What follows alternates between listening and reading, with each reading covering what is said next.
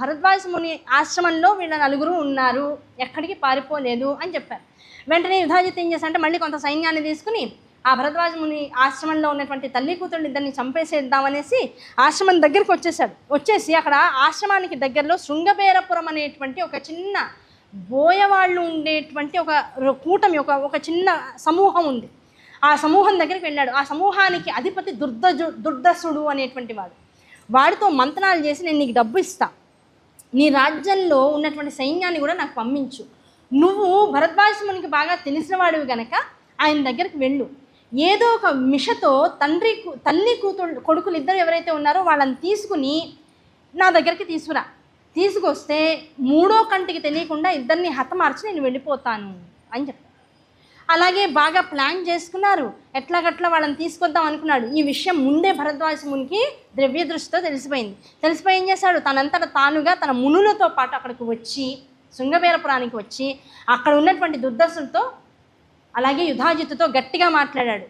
నేను సాత్వికమైనటువంటి ఆశ్రమ ధర్మాన్ని విడనాడను, నేను విడనాడితే పరిస్థితులు చాలా ఘోరంగా ఉంటాయి, ఆ తల్లి కొడుకులకి ఏమైనా విపత్తు కలిగితే ఎట్టి పరిస్థితుల్లో ఊరుకోను, వాళ్ళు మీ జోలికి రారు, వాళ్ళ దగ్గర ధనం లేదు, శక్తి లేదు, విద్య లేదు, పిల్లవాడు చిన్న పిల్లవాడు, వాళ్ళ ఉంచినా ఒకటే చంపినా ఒకటే, చంపి పాపం మూట కట్టుకునే కన్నా దయ చూపించి ఇక్కడ వదిలేసి వెళ్ళిపోండి, ఒకవేళ కాదు కూడదు అన్నారా అనగానే ఈ లోపల యుధాజిత్తు లేచాడు.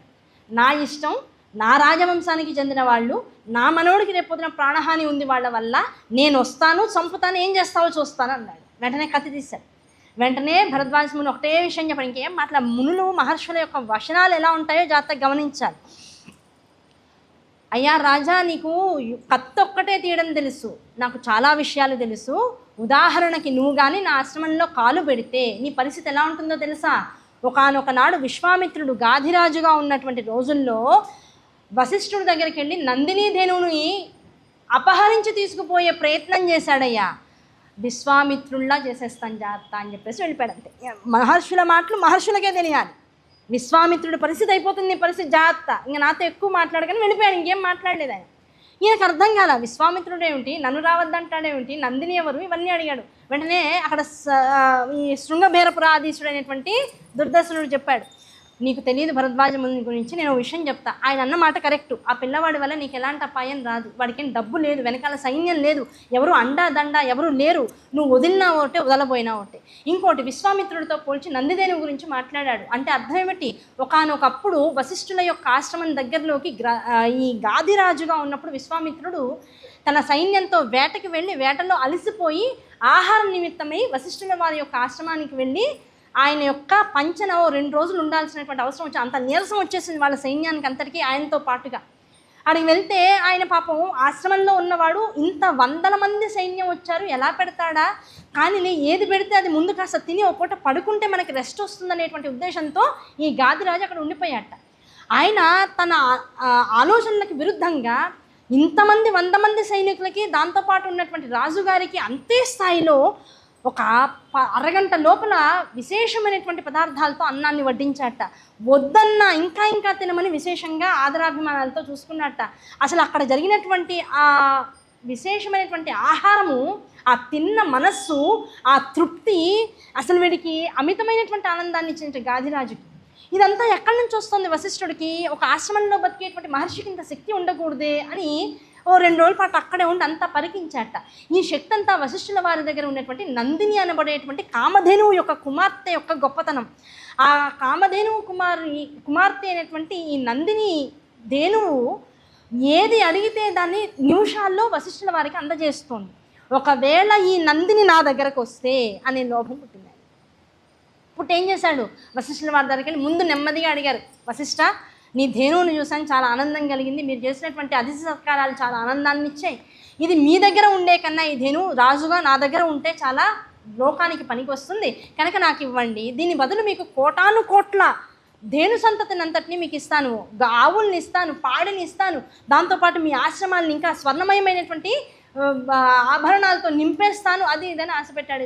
వశిష్ఠుల వారు అన్నారు, నాకు అవేం అక్కర్లేదు నాయన, ధేనువుని మాత్రం ఇచ్చే పరిస్థితి లేదు, అది నాకు యజ్ఞంతో సమానం, ఆ యజ్ఞంలో ఉన్నటువంటి అరణిని ఇంకొకరికి మేము దానం ఇవ్వం, మా దగ్గరే ఉంచుకుంటాం, కనుక మమ్మల్ని వదిలేసేయండి, మేము దారిని మీరు వెళ్ళండి, మా వల్ల మీకు ఏమన్నా ఉపయుక్తమైనటువంటి పని భవిష్యత్తులో ఉంటే మేము తప్పకుండా మీకు సహాయం చేస్తామని చెప్పాడు. వినలేదు. రాజుగా అధికారం చూపించాడు, వినలేదు. చివరికి భయపెట్టాడు, చంపేస్తాను, నాకున్నటువంటి వందల సైన్యం నాతో పాటు ఉన్నారు. వశిష్ఠ ఏమనుకుంటున్నావు, ఒక్కసారి ఇక్కడికిక్కడ మేము కనుక నిన్ను గృహ నిర్బంధం చేసి ఉన్నటువంటి మునులందరినీ చంపేసేసి దాన్ని ఎత్తుకుపోయినా కాదనేవాడు లేడు. ఏ ధైర్యం చూసుకుని నాకు నో చెప్తున్నావు నువ్వు? భీకరంగా క్రౌర్యంగా వచ్చింది గొంతు. వచ్చినప్పటికీ వెంటనే నందిని వైపు చూశాడు. చూసి ఒక చిన్న చిరునవ్వు నవ్వి తపస్సులోకి వెళ్ళిపోయాడు. నందిని ఆ తాడు పెట్టి లాగుతున్నారు, అడుగు ముందుకు పడట్లా. వశిష్ఠుల వారి వైపు చూసి ఒక కంట్లోంచి నీరు కారిందట. ఆ నీటిలోంచి కోట్ల కొద్ది సైన్యం పుట్టి నిమిషంలో మొత్తం విశ్వామిత్ర సైన్యాన్ని చంపేశారట, గాదిరాజు యొక్క సైన్యాన్ని చంపేశారట. అది చూసి నిశ్చేష్టుడైపోయాట గాదిరాజు.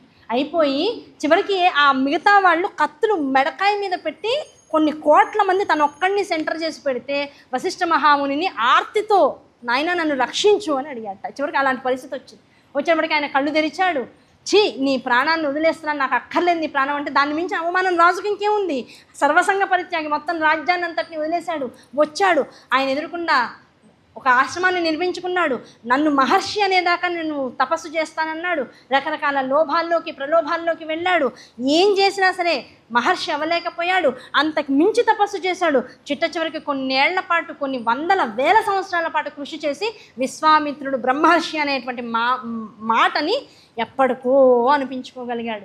అంటే ఒక రాజుని ఒక మహర్షి గట్టిగా చూశాడు అంటే అయితే వాడు విశ్వామిత్రుడిలా బ్రహ్మర్షి అవ్వాలి, కంఠం మీద కత్తి పెట్టి ప్రాణభిక్ష ఇవ్వబడినటువంటి రాజుగా అన్న మిగిలిపోవాలి. ఇంకా దాన్ని మించి అవమానం లేదనమాట. కనుక అలాంటి వార్నింగ్ ఇచ్చాడంటే ఇక్కడ భరద్వాజ ముని మామూలు విషయం కాదు. యుధాజిత్తు నా మాట విను, వదిలేసే. సుదర్శనుడు నీకు ఎట్టి పరిస్థితుల్లో ఆటంకం కాదు, వెళ్ళిపో, నీ రాజ్యానికి వెళ్ళిపో, అసలు వాడి గురించి మర్చిపోయి నువ్వు హాయిగా ఉండి, నీ మనవడికి ఉన్నటువంటి రాజ్యానికి వచ్చినటువంటి ఇబ్బంది ఏమీ లేదు, నేను హామీ అని చెప్పి పంపించేశాడు. వెళ్ళిపోయాడు. కొన్నాళ్ళ పాటు అయోధ్య నగరంలోనే ఉన్నాడు. మనవడిని జాగ్రత్తగా చూసుకున్నాడు, వాడికి అన్ని అప్పచెప్పాడు, కూతురికి ధైర్యం చెప్పాడు, తను హాయిగా వెళ్ళిపోయాడు. తన చారులను కూడా అక్కడే పెట్టి ఎప్పుడూ కూడా ఆ మనవడికి కూతురికి ఏ లోటు రాకుండా చూసుకుంటూ యుధాజిత్తు మళ్ళీ ఉజ్జయినికి వెళ్ళిపోయాడు.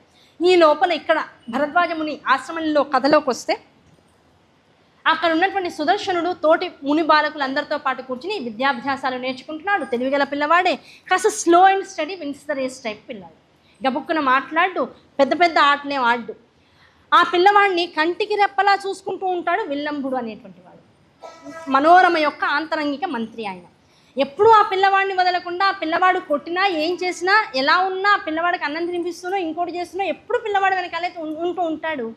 ముని బాలకులందరూ నవ్వుతూ ఆటల్లో ఓ రోజు ఆయన్ని ఆట పడుస్తూ క్లీబా అనడం. క్లీబా అంటే ఏంటి? నువ్వెందుకు పనికిరాని వాడివి 0.5 అని చెప్పి తిట్టడం. ఎందుకు పనికిరాని వాడు 0.5 రా, నువ్వేమైనా మగవాడివా, నువ్వేమైనా ఆడదానివా, ఎప్పుడు పిల్లాడు వెనకాల పట్టుకుని తిరుగుతూ ఉంటావు, అన్నం పెడుతూ ఉంటావు, వాడు బట్టలు తూగుతూ ఉంటావు, వాడికి రక్షణ అంటూ తిరుగుతావు, నువ్వెందుకు పనికిరాని వాడివి అనేటువంటి మాట అనడం కోసం క్లీబా అనడం. ఈ పిల్లవాడు ఆ క్లీబలో ఆ విషయం, అందులో ఉన్నటువంటి అర్థం కూడా సుదర్శనుడికి తెలియకుండా క్లీబలో క్లీ అనేటువంటి అక్షరాన్ని తీసుకున్నాడు. ఆ క్లీ అనే అక్షరము కామరాజ బీజం. ఆ కామరాజ బీజాన్ని తీసుకుని ఇంకా ఆ రోజు నుంచి ఇంకా మొదలెట్టి ఆ క్లీ అనేటువంటి అక్షరాన్ని విశేషంగా జపించడం మొదలెట్టాడు.